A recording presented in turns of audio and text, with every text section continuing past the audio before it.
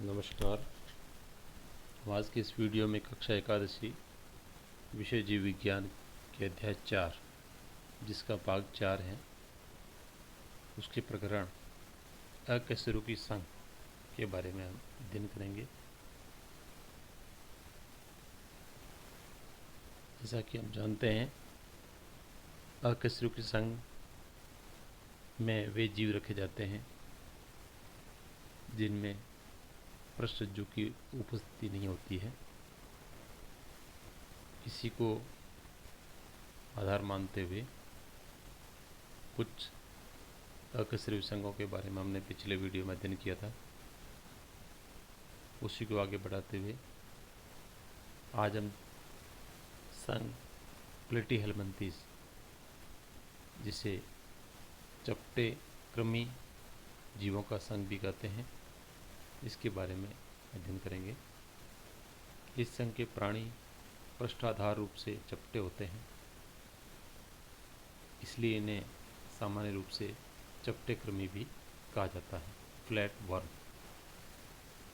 इस समूह के अधिकांश प्राणी मनुष्य और अन्य प्राणियों में अंतः परजीवी के रूप में पाए जाते हैं, यानी शरीर के अंदर परजीवी के रूप में रहकर, एंडोपैरासाइट के रूप में रहकर अपना पोषण प्राप्त करते हैं, अपना जीवन यापन करते हैं। चपटे कृमि द्विपार्श्व सममिति, त्रिकोणीय तथा अप्रगुही होते हैं, यानी ये इनकी विशेषताएं होती है। शरीर द्विपार्श्व सममिति वाला होता है और तीनों भ्रूणीय स्तर विद्यमान होते हैं और अप्रगुही प्रकृति की, प्रगुआ की उपस्थिति नहीं होती। इनमें अंग स्तर का शरीर का जो संगठन है वो पाया जाता है, यानी शारीरिक संगठन में हमने पढ़ा था कोशिकीय स्तर, ऊतक स्तर, फिर अंग स्तर। तो ये अंग स्तर का शारीरिक संगठन, यानी अंग इसमें बने होते हैं जिनके माध्यम से ये अपना शारीरिक कार्य संपन्न करते हैं। परजीवी प्राणी में अंकुश तथा चूषक पाए जाते हैं, जिनके द्वारा ये शरीर के अंदर के भागों में और स्थिर रूप से रहकर अपना भोजन यापन कर या पोषण प्राप्त करते हैं। कुछ चपटे कृमि खाद्य पदार्थों को परपोषी से सीधे ही अपने शरीर की सतह से अवशोषित कर लेते हैं, जिससे कि इनको पोषण के रूप में जो भी आवश्यक सामग्री की आवश्यकता होती है वो प्राप्त हो जाती है। इन प्राणियों में ज्वाला कोशिकाएं पाई जाती हैं, जो इनकी विशेषताएं हैं, जिसका कार्य प्रसरण नियंत्रण करना, उत्सर्जन करना, और नर तथा मादा इसमें अलग नहीं होते, अर्थात एक ही प्राणी में दोनों जननांग उपस्थित होते हैं। निषेचन आंतरिक होता है और परिवर्तन में बहुत सी लार्वा अवस्थाएं पाई जाती हैं, यानी बहुत सी लार्वा अवस्थाओं द्वारा ये परिवर्तन के द्वारा गुजरते हुए और वयस्क जीव में बदलते हैं। प्लेनेरिया में, जो कि इसका एक सदस्य है, पुनरुद्भवन की असीम क्षमता पाई जाती है। उदाहरण के लिए टीनिया सोलियम, जिसे फीताकृमि कहते हैं, फैसियोला हिपेटिका, जिसे हम पर्णकृमि या इकरकृमि भी कहते हैं। ये इसका टीनिया सोलियम जो फीते की तरह दिखाई दे रहा है, खंडनुमा शरीर से बना होता है।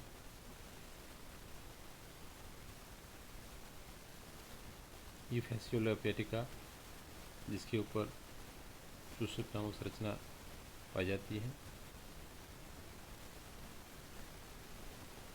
अगला संघ है एस्केहेल्मिन्थेस, जिसे हम गोलकृमि भी कहते हैं। गोलकृमि क्यों कहते हैं? क्योंकि इन प्राणियों के अनुप्रस्थ काट में हम देखेंगे तो हमें गोल संरचना के रूप में इनका शरीर का भाग दिखाई देगा, इसलिए इन्हें हमें गोलकृमि भी कहते हैं। तो गोलकृमि जीवों वाला संघ जो है वो एस्केहेल्मिन्थेस कहलाता है।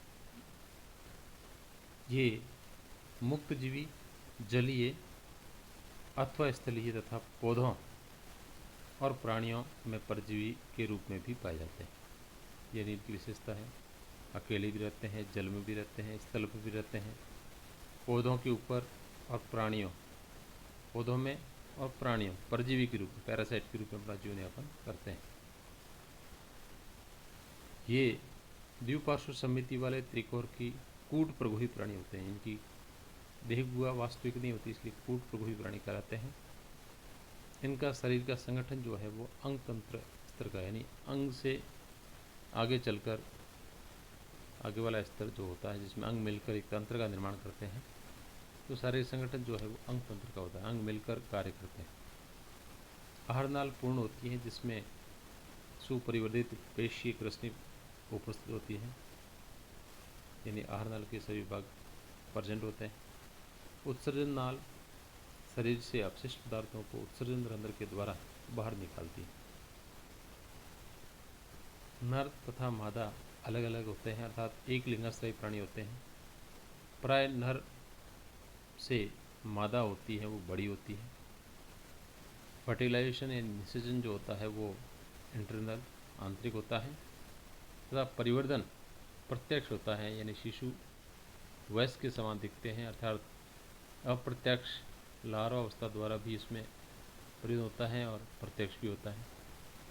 उदाहरण है एस्केरिस गोलकृमि, यूचेरिया, फाइलेरिया कृमि, एंसाइलोस्टोमा, जिसे अंकुशकृमि भी कहते हैं। ये इसके सदस्यों के उदाहरण हैं। एस्केरिस, इसमें देखिएगा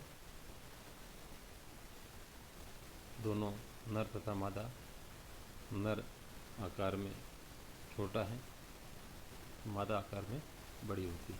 अगला संघ है एनेलिडा। ये प्राणी जलीय, जिसमें लवणीय और अलवण जलीय दोनों अवस्थाओं में या दोनों आवासों में पाए जाने वाले जीव इसमें पाए जाते हैं, अथवा स्थलीय भी होते हैं, स्वतंत्र जीवी भी होते हैं, और कभी कभी परजीवी के रूप में भी पाए जाते हैं। ये अंग तंत्र स्तर के संगठन को प्रदर्शित करते हैं तथा द्विपार्श्व समिति दर्शाते हैं, यानी शरीर का जो शारीरिक संगठन है वो अंग तंत्र स्तर का, यानी अंग मिलकर तंत्र के रूप में कार्य करते हैं, और शरीर की समिति जो होती है वो द्विपार्श्व समिति होती है। ये त्रिकोर की क्रमिक पुनरावृत्ति विखंडित, खंडित तथा गुह्य प्राणी होते हैं। तीनों भ्रूणी स्तर विद्यमान, इसलिए त्रिकोर की कहलाते हैं। और खंड उपस्थित होते हैं, और खंड भी अंदर और बाहर से दोनों तरफ से खंडित अवस्था में दिखाई देते हैं, इसलिए खंडित विखंडित खंडित अवस्था पाई जाती है। गुह्य प्राणी देह गुहा उपस्थित होती है। इनकी शरीर सतह पर स्पष्ट खंड तथा विखंडों में बटा होता है। इनका शरीर का जो सतही भाग है स्पष्ट रूप से खंडों में डिवाइड होता है। लेटिन नाम एनुलस अर्थात सूक्ष्म वलय के रूप में कहलाता है, इसलिए इस संघ को एनेलिडा भी कहते हैं। यही कारण है। इन प्राणियों में अनुदैर्ध्य तथा वृत्ताकार दोनों प्रकार की पेशियां पाई जाती हैं, जो चलने में हेल्प करती है। दोनों पेशियों में संकुचन और फिर विश्रामावस्था आती है, जिससे ये आगे की ओर गति करते रहते हैं। जलीय एनेलिडा में जैसे नैरिज, इसमें पैरापोडिया पाए जाते हैं जो तैरने में सहायता करते हैं, जिनकी सहायता से जीव जल में तैरता है। और इसमें बंद परिसंचरण तंत्र उपस्थित होता है, यानी धमनियाँ और शिराएँ विद्यमान होती हैं।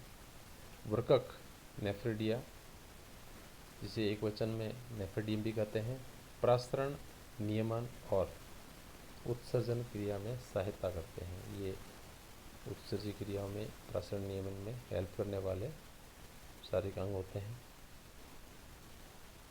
तंत्रिका तंत्र में एक जोड़ी कुच्छिकाएं, जहाँ पर अलग अलग तंत्रिकाएं आकर मिलती है, उसे गांठनुमा भाग को हम कुच्छिका गैंग्लियन कहते हैं, जो पार्श्व तंत्रिकाओं द्वारा दोहरी अधर तंत्रिका से जुड़ी रहती है। सभी तंत्रिकाएं गैंग्लियन जो होता है वो अधर तंत्रिका, यानी शरीर के अधर भाग में पाए जाने तंत्रिका का दोहरा जो रज्जु के नुमा, रस्सी की नुमा रचना होती है, उसे अधतंत्रिका रज्जु भी कहते हैं। इससे ये सारे गैंग्लियन या गुच्छिकाएँ जुड़ी रहती है, जिसे शरीर के अलग अलग भागों से आने वाली तंत्रिकाएँ मिलती है। नेरेज एक जलीय एनेलिडा है, जिसमें नर और मादा अलग अलग होते हैं, एक लिंगाश्रयी जंतु है। लेकिन केंचुआ तथा जोंक में नर और मादा पृथक नहीं होते। नेरिज है जिसमें नर जंतु और मादा जंतु दोनों अलग होते हैं, अर्थात एक लिंगी जीव होता है, जबकि केंचुए में ऐसा नहीं होता है, जोंक में भी ऐसा नहीं होता। जोंक और केंचुए में नर और मादा जन्नांग एक ही जीव में पाए जाते हैं, इसलिए उभय लिंगाश्रय कहलाते हैं। जनन जो होता है वो लैंगिक विधि के द्वारा होता है। उदाहरण नेरिज, जिसे हम एक लिंगी जीव कहते हैं एरिडे का, और दूसरा फेरेटिमा जिसे हम केंचुआ कहते हैं, तथा हिरुडिनेरिया जिसे रक्त चूषक जोंक भी कहते हैं। ये तीनों जीव और एनिलिडा के उदाहरण हैं। ये नेरिज, जिसपे पैरापोडिया की संरचना देखिए पूरी बॉडी में पाई जाती है। ये जोंक जो रक्त चूसने का कार्य करता है अगर किसी जीव के शरीर से चिपक जाए तो, और जब तक नहीं फटा तब तक रक्त चूसता रहता है। आर्थ्रोपोडा प्राणी जगत का सबसे बड़ा संघ, जिसमें कीट सम्मिलित होते हैं, यानी कीटों का संघ भी इसे ही कहा जाता है। लगभग 2/3 जाति पृथ्वी पर आर्थ्रोपोडा की पाई जाती है, यानी सर्वाधिक जीवों की संख्या इसी संघ में होती है। इसमें अंग तंत्र इस तरह का शारीरिक संगठन होता है। ये द्विपार्श्व समिति वाले त्रिकोण की विखंडित परगुही प्राणी होते हैं, ये इनके शरीर की विशेषताएं हैं। आर्थ्रोपोडा का शरीर जो है वो काइटिनी बाह्य कंकाल से ढका रहता है, यानी शरीर का जो बाह्य कंकाल है वो काइटिन से बना होता है। शरीर जो है सिर, वक्ष और उदर, हेड, थोरैक्स एंड एब्डोमेन में डिवाइड होता है। आर्थोस का मतलब होता है आर्थोस का मतलब होता है संधि, और पोडा का मतलब होता है उपांग। तो इसीलिए संघ में यानी संधि वाले उपांग, यानी संधि युक्त भाग उपस्थित होते हैं, जिनके द्वारा ये गति करते हैं। श्वसन अंग क्लोम, पुस्तक क्लोम या पुष्ट फुफ्फुस भी कहलाते हैं, अथवा श्वसनिका उपस्थित होते हैं, जिनके द्वारा ये श्वसन क्रिया का संपर्क करते हैं, यानी पुष्ट फुफ्फुस कह सकते हैं, पुष्ट क्लोम कह सकते हैं, और क्लोम के रूप में भी अंग उपस्थित होते हैं, श्वसनिकाओं के रूप में भी होते हैं, जो ये श्वसन क्रिया में भाग लेते हैं वाले सारे अंग होते हैं। परिसंचरण तंत्र खुला होता है, अर्थात धमनियाँ शिराएँ विद्यमान नहीं, ऊतक सारे रक्त में डूबे रहते हैं। संवेदी अंग के अंतर्गत स्तरंगिकाएँ, नेत्र सामान्य और संयुक्त दोनों, संतुलन पुट्टी, स्टेटोसिस्ट, ये सारे उपस्थित होते हैं जो संवेदनाओं का कार्य करते हैं। उत्सर्जन मेल्ट की नलिका के द्वारा होता है। नर और मादा पृथक होते हैं। अधिकांश अंड प्रजक होते हैं, अंडे देने वाले जीव अंड प्रजक कहलाते हैं।